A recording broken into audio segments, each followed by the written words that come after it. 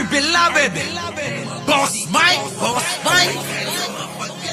Cervera.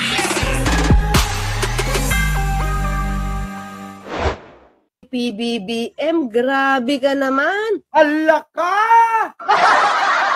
Ano kaya ito? Ano kaya itong grabe na to?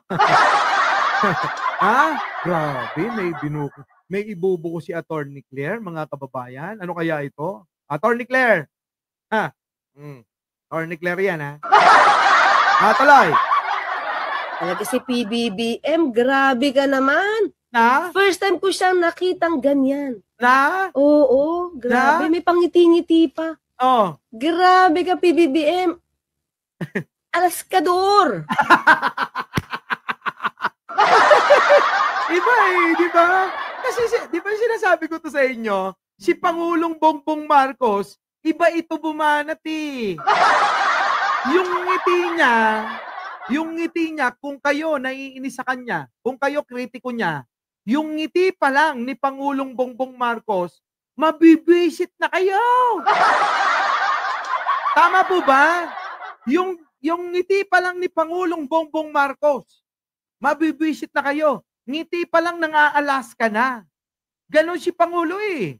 Oh, ngayon napansin na rin ni Attorney Claire. Buti naman, ano? Buti naman.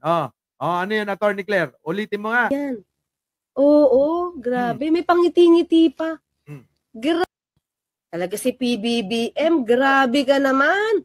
First time ko siyang nakitang ganyan. Ha? Oo, grabe. May pangiti-ngiti pa. Oh. Grabe ka, PBBM. Alaskador. Nang aalas ka na siya. Nang mingit. Alaskador. Nang aalas ka na raw siya. Ha? Nang aalas ka na daw siya. Walang yan, mga kababayan. Iba ito. Buti na lang napansin na Jerry Ramilon. Nang aalas ka na raw si Pangulo.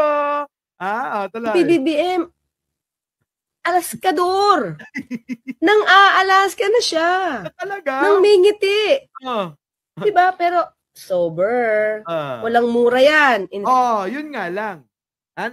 Naaalas ka sila, nabibisit sila, napipikon sila kay Pangulong Bongbong Marcos sa pamamagitan lang ng expression ng muka. Expression pa lang ng muka yan. Hindi ho yan nagmumura at hindi ho bastos. Opo, di ba? Hindi ho nambabastos. Di ba? Yan, Boss Mike, nag-iiyakan ng mga DDS kay Mayor Trillanes. Di po ba? Grabe, no? Totoo yun. Uncle, syempre. Tingnan nyo. Grabe ka, PBBM. Alaskador. Nang aalas ka na siya. Nang mingiti. Diba? Pero sober. Walang mura yan. In fairness, mga ka-clear. In fairness, walang mura. Pero grabe ka, PBBM. Florencio Pajardo, shoutout sa iyo, Sa mga taga Nueva Ecija, shoutout sa inyo. Grabe, no? Malupit, mga kababayan. Malupit. Yari kayo kay Pangulo. Yung mga banat ni Pangulo, no? Malamang mga mga kababayan, nangingisa itong mga to. Sa bawat ngiti ni Pangulo, nangingisa itong mga to. Maniwala kayo. Eto, ulitin ko panoorin nyo na to, buong-buo. Grabe, yung pagbibisto ni Attorney Claire dito. Ito, kaya ako pinapalabas para malaman ninyo kung paano gumanti si Pangulong Bongbong Marcos sa mga bashers. Ganyan lang ho kasimple. Rumesbak si Pangulo. Sisimplihan niya lang, mga kababayan. Sisimplihan niya lang yung banat sa inyo. Tapos, kapag ngumiti na yon, kapag bumanat na yon lang ya. Tuloy. Talaga si PBBM, grabe ka naman. First time ko siyang nakitang ganyan. Oo, grabe. May pangiti-ngiti pa. Grabe ka, PBBM. Alaskador. Nang aalas ka na siya. Nang mingiti. Hmm. 'Di ba? Pero sober. Walang Sober. mura yan. In Yes. fairness, mga ka-clear. In fairness, walang mura. Pero Aha. grabe ka, PBBM. Ah. Ngayon ka lang namin nakita ng mga ka-clear na ganyan, ha? Tuloy mo lang. Tuloy mo lang. Ituloy mo lang daw, Mr. President. Yung spokesperson mo, sabi niya, tuloy mo raw. Gusto ituloy ni Atty. Claire yung ginagawa na. Hindi ho. Atty. Claire, matagal na ho naming alam yan. Ganyan talaga si Pangulong Bongbong Marcos. Napaka-simple lang bumanat. Pero yung banat niya kahit simple lang, wala hong pagtatantrums, wala hong pagmumura, di ba? Tulad nung mga eengot-engot, tatanga-tanga na mga basher niya, mga kababayan, ayun. Di ba? Oh, ano yung kagagaling ko lang? Saan? Kagagaling ko lang sa live ni kababayan, viral. Oo! Viral yan. Oo, di ba? Oh, sige. Ito na. Mga kababayan, Mr. President, ano masasabi mo? Ganito lang ho kasimple si Pangulo. Pasok. Sa akin, hindi naman batikos na, mura na yan, saka kabastusan ang ginagawa sa amin. Andito pa rin ako at tuloy-tuloy pa rin. Nandiyan pa rin ang biyaya ng ating minamahal na Diyos.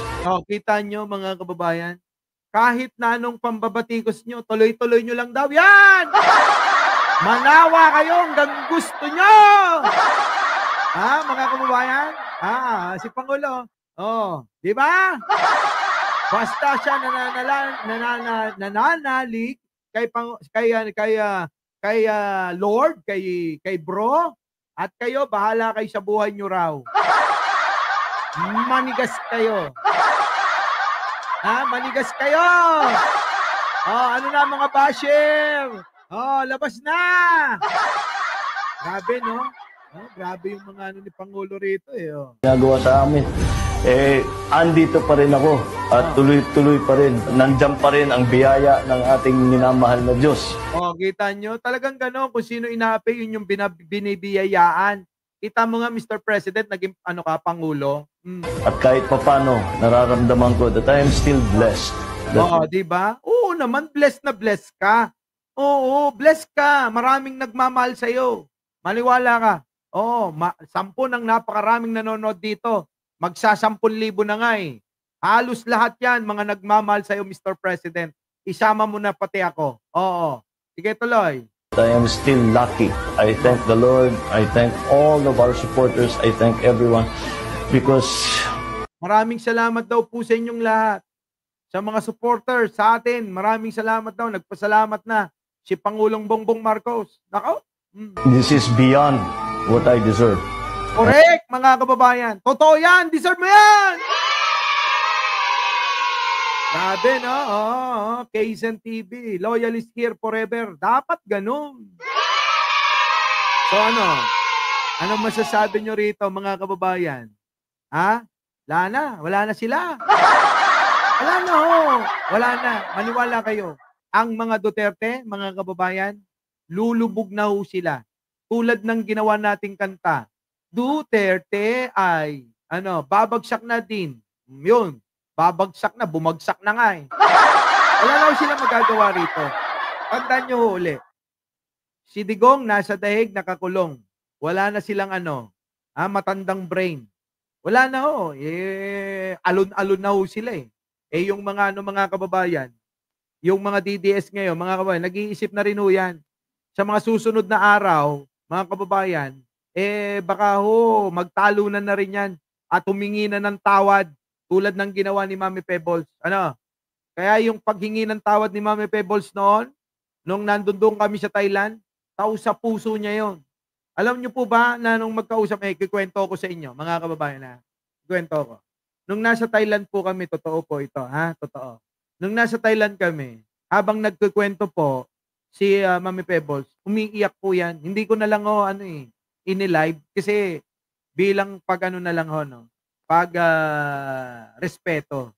Yung mga ganong mga bagay, yung hindi po totoo talaga, naiiyak po talaga siya. Nagsisisi po siya Honey Bee, thank you naman. Di ba? Nagsisi po talaga. Sabi ko sa kanya, Mami Pebbles, ikaw kasi padalos-dalos ka. Yun na nga eh. Sabi niya, yun na nga, dapat hindi ako naniwala sa mga yan.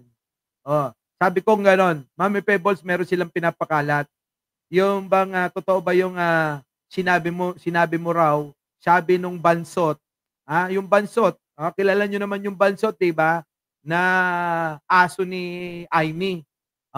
Sabi nung bansot pinapakalat na ikaw daw yung bumibili ng droga para daw kay First Lady. Hindi totoo yun, Nak. Hindi totoo yun. Wala akong sinabing ganon. Kahit mamatay ako, wala akong sinabing ganon. Sila lang yung nagsabi nun. Nako, yan ang susunod nating abangan dito sa channel na to. Sapagkat mga kababayan, yan pong naging issue yan eh. Yung si Mami Pebbles daw, ang tagabili ng droga ni First Lady. Tatalakayin natin yan. Alamin natin. Nako! Revelasyon, mga kababayan. Kung ano ba totoo talaga dyan. Kasi mga kababayan, alam nyo ginawa nilang issue, ginawa nilang panira, ginawa nilang propaganda para mapagtagpi-tagpi at para ma-establish nila na nagdodroga daw ang Pangulo at saka nila nilabas yung pulburon video. Magaling din naman yung diskarte nila. Kaya lang yung diskarte nila, mga kababayan, pang masasamang tao. Diba? Pang masasamang tao. Maganda yung topic ko. Itatopic natin na. Alam nyo yan. Na meron silang inisyong ganon. Na si Mami Pebbles daw ang tagabili ng droga ni First Lady. Diba? Ginawan nila ng kwento yan. Ginawan nila ng kung ano-anong mga screenshot daw. Nako po, mga kababayan. Alamin natin yan, mga kababayan.